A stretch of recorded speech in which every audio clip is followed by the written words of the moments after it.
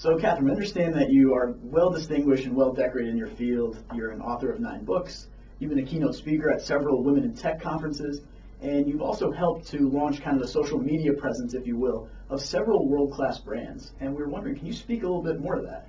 Yeah, so as we talk about in our podcast episode, I started in search engine optimization and then moved quickly into social media. And that was around 2007, 2008, and there weren't a lot of social media managers, experts, whatever you want to call them back then. So I was actually tapped by a local ad agency to help launch social media channels for Smirnoff's, Tanqueray, Crown Royal, and also OxyClean. So I launched the Facebook page for that as well. And so I've been working through that for many years. And then I wrote the books, and a lot of them were really, at the time, again, there wasn't a lot of information on just the mechanics of setting up a social profile.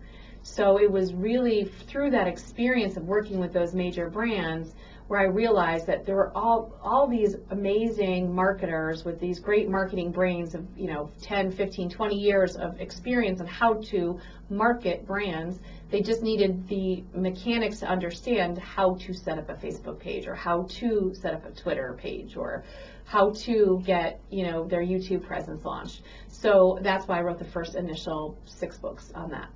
So you started this business to help consulting for women-owned businesses, investing, and we understand that around 5 times the rate that women start businesses to men, yet they're not seeing as much success. What factors tie into that? Well, it's interesting, Erwin, that you mentioned that, because I looked at this the same exact issue 10 years ago when I started in SEO and social media. I thought, I'm going to help all these women businesses, and at the time there were around 10 million women businesses, and 90% were solo, and around the same percentage were under 100,000 in revenue. Fast forward 10 years, 10, 11 years, and we have over 12 million, I think it's like 12.6 million women-owned businesses, and 90% are solo, and 88% are under 100,000 in revenue.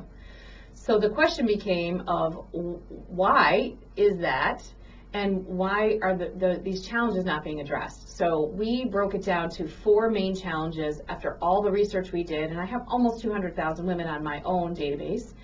And we did surveys, but also just coming out from behind the computer and just talking to people. What we realized are 4 main challenges. One is access to qualified advisors and experts. And so, we're trying to help women through one-on-one consulting, but not just me, because I'm not scalable. I'm just one person, and I don't know everything. Don't tell my kids or my husband I said that, but I don't know everything.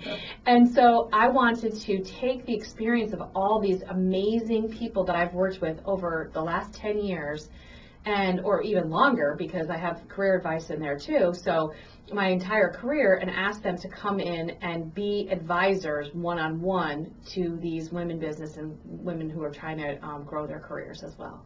And so that's one, is access to qualified advisors. Second is there is a confidence gap. There is either a real or perceived lack of education can hold a woman back, right? So if we don't know enough, we may not do something. It might paralyze us. The third is this idea of cognitive load, and it's been written about a lot, and some folks call it mental load and things, but it's all the stuff that hangs out in our head. So I was in Chicago, we were just talking about that, I was in Chicago the last 3 days, but in the meantime, I had to arrange someone to get my daughter to the roller skating thing for the Girl Scouts, and my son had something he had to do for his band, and my husband's there and he's shuttling around, but he's not thinking of, oh wow, I have to make this appointment. It just doesn't happen. We love it too, but at this stage of the game, it just doesn't happen. So it's just all this stuff that hangs out in our heads. And it really is a game changer for women, because it takes us off of our business and puts it where it should be in some instances, obviously, on our personal life, but it can slow us down. So offering them the access to the experts and resources when they need it will help them reduce their cognitive load. And the last is funding. So we're set up WiseHer as a social enterprise. So as part of our mission is we take a portion of our proceeds and give them back in the form of grants to help women rise through corporate education, if that's the case, or business entrepreneurs. We give them some money to help them get going. Excellent.